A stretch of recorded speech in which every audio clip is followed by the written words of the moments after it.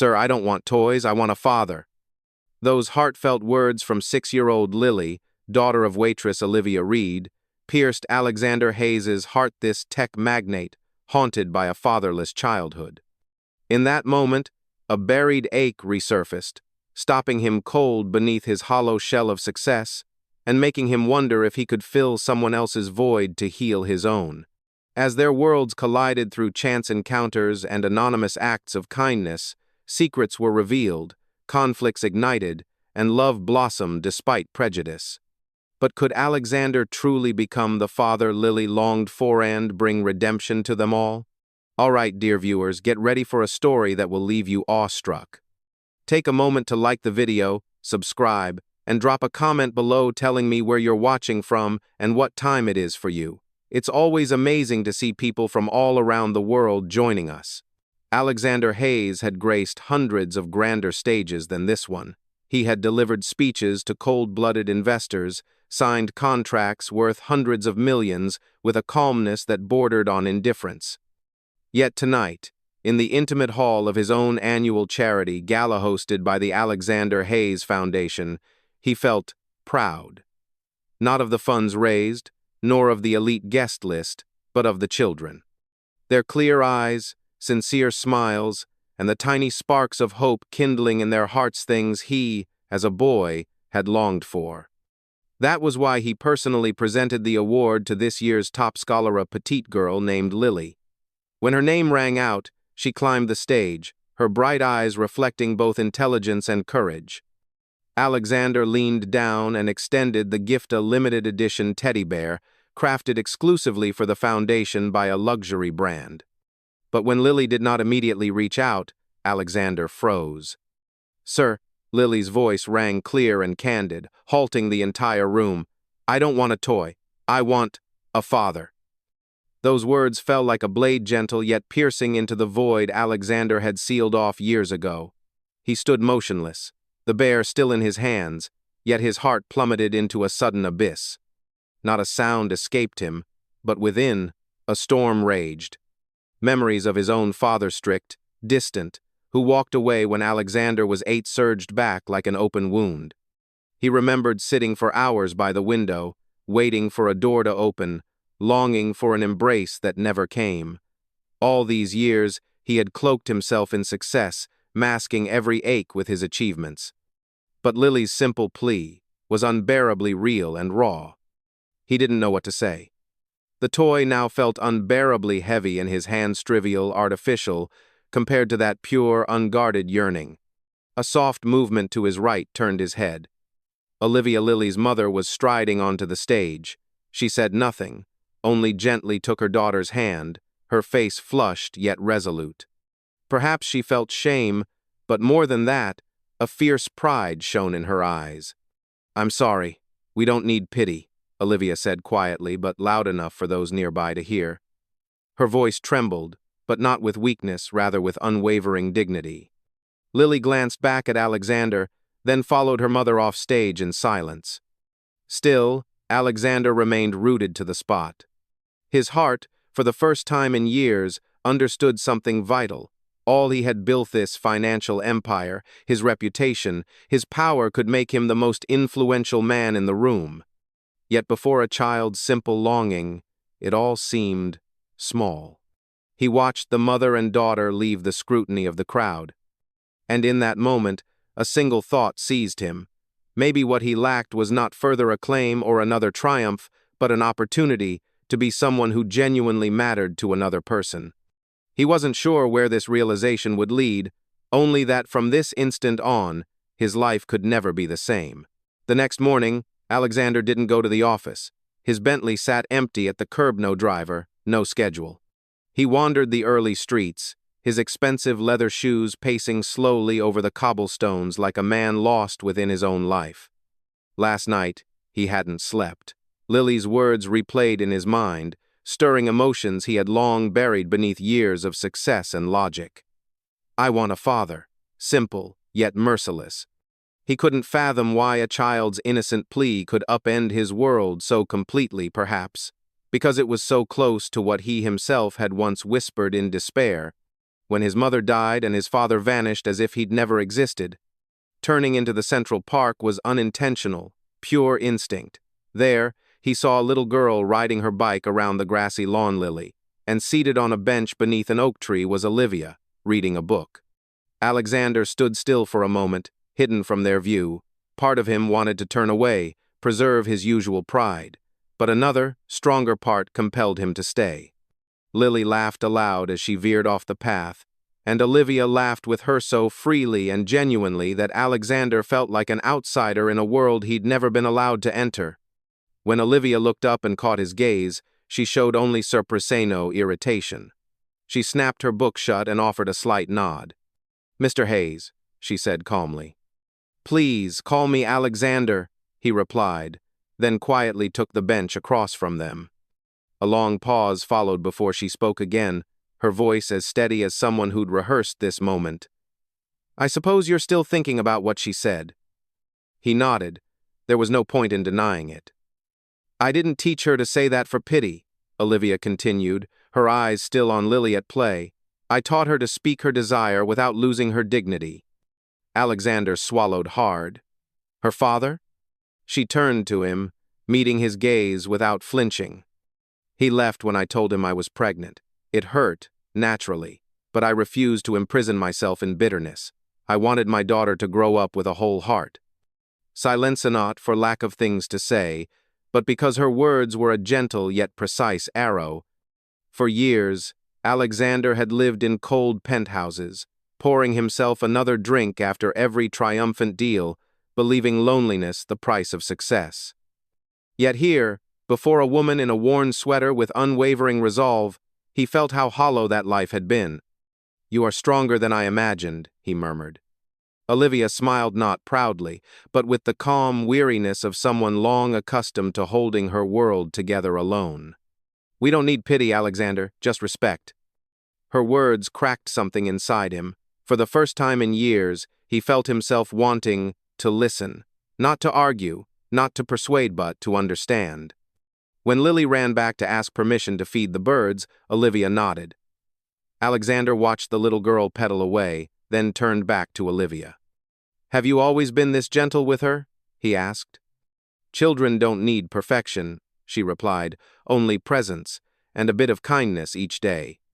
Alexander followed Lily's retreating figure, his heart stirring with an unfamiliar beat. For the first time in years, he didn't want to return to the office, monitor stock charts, or grasp for anything he once believed mattered. He simply wanted to stay a little longer, just a stranger on a park bench, watching from afar and quietly feeling the warmth he'd never known. In that moment, something began to change, not with fanfare or flash, but truly, and strong enough to thaw a frozen heart. Alexander did not return home immediately after their encounter in the park. He sat for hours in his car, parked on a quiet street corner, his mind racing. For the first time in his life, he felt that everything he had once controlled had become meaningless. Not because he was helpless, but because this time he did not want to control, he wanted to give in the right way. Emotions surged, beyond analysis, beyond need for counsel. That night, he drove back to the Charity Foundation's headquarters, sat before the volunteer management system, and quietly searched for Olivia's name.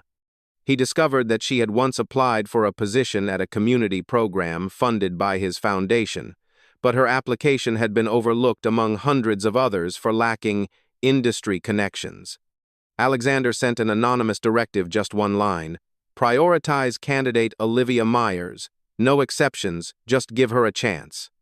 A few days later, Olivia was called in to interview for a project support manager role at a nonprofit within the Hayes Foundation network. The job was not easy. The salary was modest, barely enough to live on, but the work was meaningful and demanded genuine effort. Alexander watched her every step from afar. He knew she had no idea he'd intervened. She arrived on time, carrying her old satchel, sometimes bringing Lily along when she had no one else to watch her. Some nights, the system logged her sending reports at 2 a.m., no complaints, no requests for lighter workload. She worked with the spirit of someone demanding nothing, only reclaiming belief in herself. Alexander was moved when he saw Lily excitedly telling her mother about the new books thanks to a scholarship he had secretly funded through a local education initiative. No name, no logo, no credit. Just real books, tucked into a little backpack of a child whose words had kept him awake so many nights. Olivia did not weep or show emotion. She simply offered a gentle smile, neatly shelved the books, and returned to her desk as if it were entirely natural, though in her eyes gleamed a renewed steadfastness. Alexander realized something he had never truly understood. Helping others is not about recognition, but about filling the emptiness in one's own heart. Every night, he reviewed her project files. She was truly making a difference: high-quality reports, positive feedback from the community, volunteers praising her calm, earnest leadership. Olivia did not know that the man who once stood on grand stages, offering meaningless toys, was now watching her each day as if rediscovering a lost part of himself. And he himself was changing. High-level meetings had grown tedious. Praise from shareholders no longer validated his worth.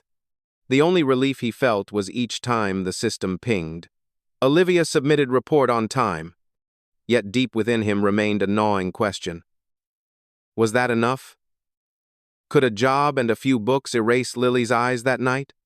There was no answer, only one certainty: he could never return to being the cold man he'd been. Olivia had taught him through her quiet, authentic life that sometimes the greatest strength lies not in power or fame, but in kindness offered without expectation of return. And from that anonymous act of support sprouted a new life in his heart, fragile, yet tenacious, the desire to truly connect, no longer as an outsider. He began to hunger to enter their world not as the boss or the unseen benefactor, but as a man learning how to become a more genuine part of something meaningful. Dear viewers, take a moment to relax or grab a glass of water, then stay tuned for what happens next. Comment: 1. If you find this story moving, you're still with us. Since arranging the new job for Olivia, Alexander no longer limited himself to watching from afar. He began to engineer more chance encounters. One Saturday morning, he appeared at the bakery near Lily's school, pretending to wait for coffee. Another day, he wandered into the little bookstore just as Olivia and Lily were choosing comic books. On another occasion, he happened to be waiting at the bus stop alongside her after a community meeting. No one asked why he was there. No one suspected a thing. It all felt so natural. Even Alexander wondered if these were the truest days of his life.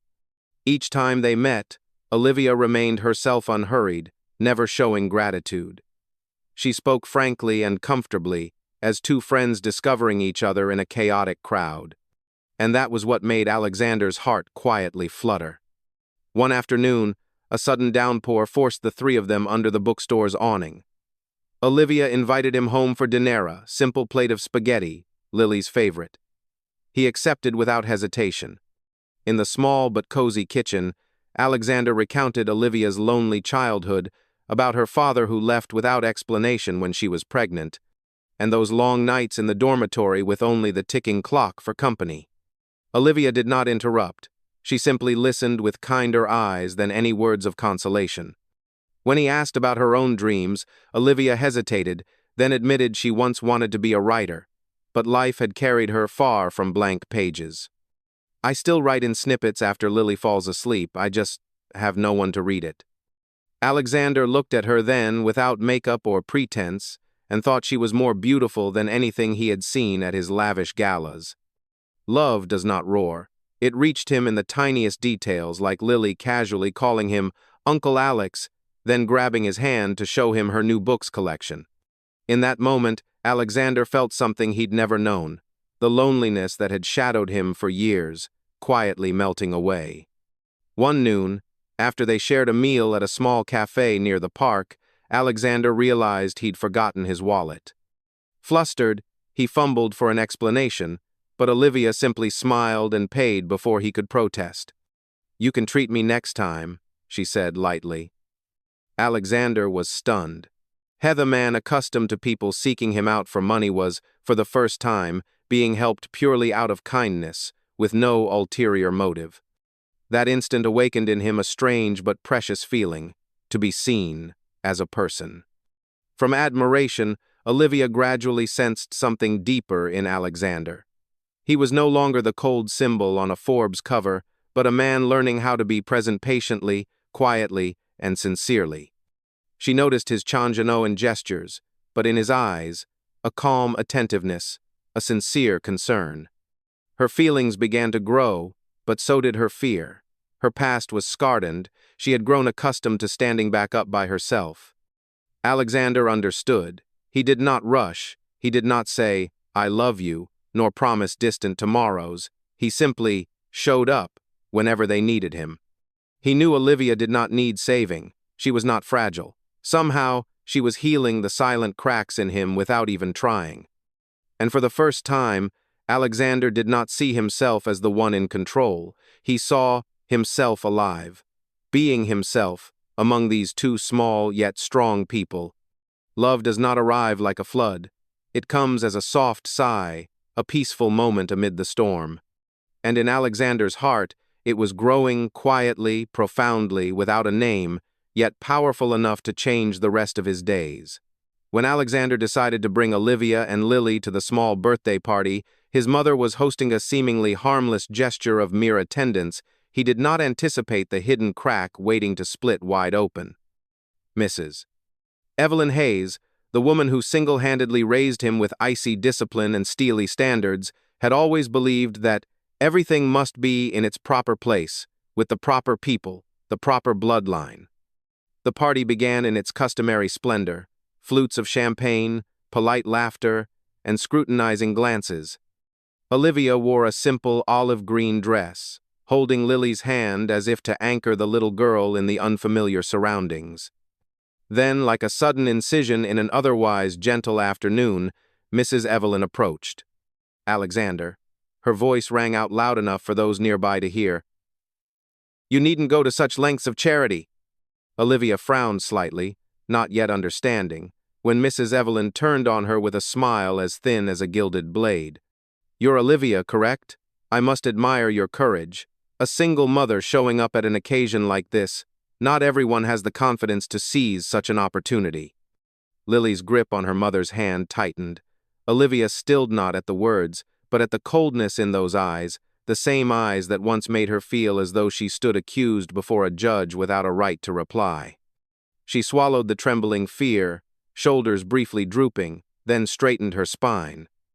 "Mrs. Hayes," Olivia spoke softly but clearly, "I came because I was invited, not to beg, and certainly not to cling to anyone." Her face paled, yet her gaze held steady, shrinking the weight of those insults to mere insignificance. She bent down to wrap an arm around Lily, both a shield for her daughter and a defense of her own dignity. From across the room, Alexander rushed forward, catching the tail end of his mother's remark. When he met Olivia's eyes that once gazed at him with gentle warmth, he now saw only a transparent barrier, no reproach, but a pain so profound it left him breathless. He froze, memories of a childhood crushed by his mother's rigid expectations flooding in. He felt small, powerless, caught between two worlds, one of birthright, the other of a life he desperately sought to build. "Mother," his voice cracked, "how could you say that?"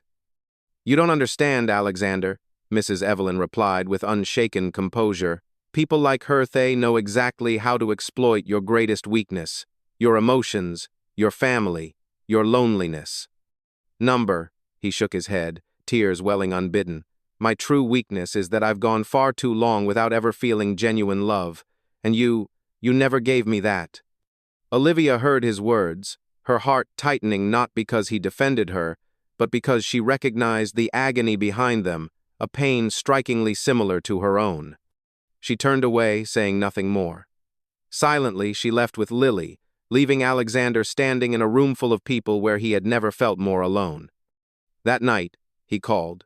Once, then twice. No one picked up. He typed and deleted text messages over and over, until finally settling on 3 words, "I am sorry." Alexander sat in the dark living room, head in his hands. Each ring of his phone was another stab at his heart. He did not fear Olivia's anger, feared losing the chance to be loved and to love again with the whole of his true self.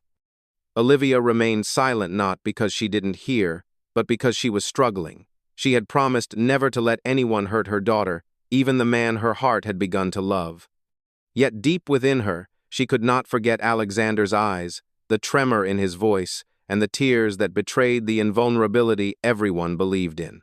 She knew that to love is to accept risk, and perhaps, for him, that love had begun in the most honest way possible, by standing up to his own mother to protect the one he chose. Alexander had not slept for 3 nights. Each passing hour brought Olivia to his mind the way her face looked, those eyes, and how she held Lily so tightly, like a tiny warrior shielding her child. He used to believe success meant standing above it all, but Olivia with her resolute silence taught him that sometimes a step back taken with dignity is more powerful than 1,000 victories. Today, he stood at the door of her small apartment, carrying nothing but sincerity, no scheme, no disguises, just Alexander the man who knew he had been wrong. The door opened. Olivia looked at him with eyes no longer cold, though still wary. Lily stood behind her, clinging to her mother's side, her round eyes wide with curiosity. Alexander took a step forward, his voice thick with emotion. "I'm not here to make excuses. I'm here to apologize." Olivia said nothing. "I was wrong to let my mother hurt you, to stand by without stopping her insults. But you gave me something I never had in all my life, the truth. You taught me that love isn't about possession, but about presence with all its dignity." A tear slid down Olivia's cheek. She did not look away. Her hand reached out and took his no words. No fanfare, just a gentle squeeze that spoke 1,000 words of forgiveness. And in that handshake, old wounds began to close. That evening, at Olivia's small dining table, a most unexpected guest appeared, Mrs. Evelyn. She brought a basket of apples, the very fruit Olivia had mentioned once in their only conversations, detail seemingly trivial, yet the first sign of a heart learning to listen. "Lily likes apples, doesn't she?" she asked, her tone far gentler. No apology was spoken, but Olivia understood and forgave without needing to name it. Dinner unfolded slowly. There were still moments of silence, a few awkward glances, but also Lily's soft laughter, the clink of cutlery, and most importantly, their full presence together. Under the table, Alexander squeezed Olivia's hand. She did not look at him, only leaned her head against his shoulder. In his chest, gratitude spread not for being forgiven, but because at last he did not have to fight alone. As the meal drew to a close, Lily leaned in and whispered shyly yet earnestly into his ear. "Uncle Alex, if I call you Dad, would that make you sad?" Alexander found himself speechless. He looked at the little girl, his heart bursting. "No, Lily, if you call me Dad, that would be the happiest thing in my life." Tears rolled down his cheeks for the first timino from loneliness, but from love pure and unconditional. That night, they walked together down the quiet street, hands interlaced as if afraid to let go. Olivia smiled when Alexander whispered, "Thank you for forgiving me. Thank you for not leaving me behind." She did not reply. She simply leaned into him, such a simple gesture, yet it made Alexander feel enough. In silence, the three of them walked on, like a family. Not perfect, not by any traditional template, but whole in their chosen love. From her upstairs window, Mrs. Evelyn watched. She said nothing. Just exhaled a very different sigh, not of regret, but because at last she had let go of what she had clung to all her life, her prejudices. Alexander had found what he thought he didn't need, a family. Olivia and Lily had received what they deserved, heartfelt love, and Mrs. Evelyn learned to love in the way her son needed. If you're still sitting here, thank you for staying until the end of the story. Sometimes, it's the things we think of as small, sincere apology, a timely hand squeeze, or the gaze of a child longing for love that hold the power to heal wounds we've kept hidden in our hearts for years. Alexander, Olivia, and Lily's story isn't just about love. It's a journey of rediscovering self-worth, learning to let go of prejudice, and having the courage to open one's heart to the chance of being loved again. It reminds us that love doesn't have to be perfect, only genuine, and though forgiveness is never easy, it is always the first step toward peace in the heart. If this story touched you, please leave a comment below. Share it with someone who needs to hear that they deserve to be loved, to be heard, and to move forward with hope. Don't forget to like, subscribe, and follow the 30 Millionaire Stories channel. Thank you for accompanying you, Sand. Always choose kindness.